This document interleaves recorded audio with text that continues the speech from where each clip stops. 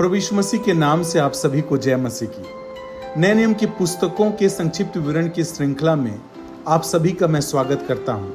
आज हम मत्ती रचित सुसमाचार की पुस्तक से सीखेंगे। मत्ती रचित सुसमाचार की पुस्तक का विषय यीशु मसीह हमारा राजा और उद्धारकर्ता। प्रिय भाइयों और बहनों, आज हम बाइबल की पुस्तक मत्ती रचित सुसमाचार से परमेश्वर का वचन सीखेंगे।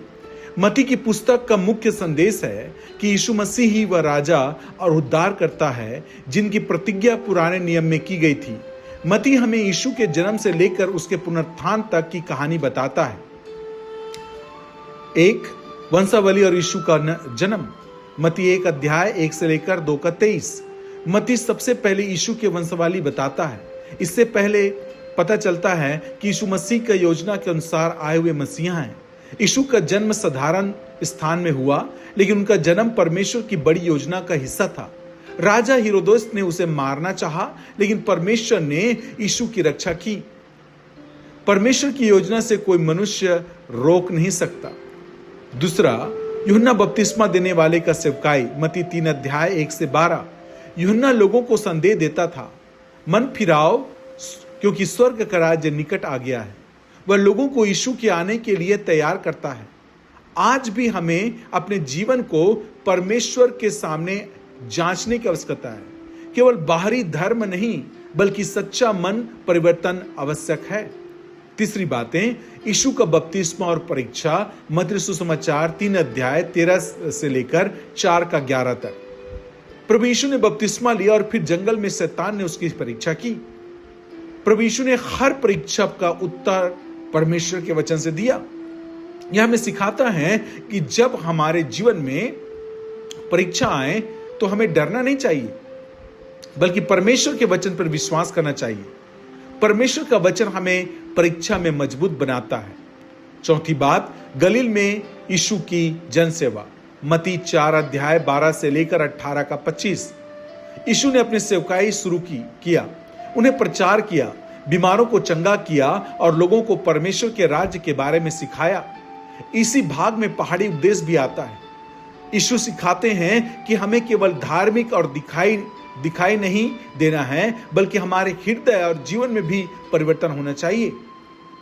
प्रभु यीशु कहते हैं कि हमें अपने शत्रुओं से भी प्रेम करना चाहिए, क्षमा करना चाहिए और दूसरों के साथ वैसे भी व्यवहार करना चाहिए जैसा हम अपने लिए चाहते हैं। प्रभु यीशु का शिष्य होना केवल यीशु पर विश्वास करना नहीं है, बल्कि यीशु के अनुसार जीवन जीना भी है। पांचवी बातें, गलील से यरूशलेम तक का यात्रा। मत्ती 19 अध्याय 1 से लेकर 20 का 34 तक।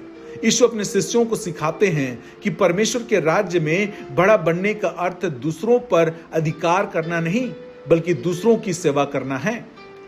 यीशु स्वयं इसका उदाहरण है। उन्होंने लोगों की सेवा की और अंत में अपना जीवन भी हमारे लिए दे दिया।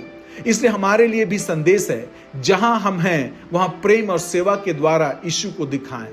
छठवीं बातें, यरूशलेम में अंतिम सप्ताह। मत्ती 21 अध्याय 1 से लेकर 27 के 66 तक।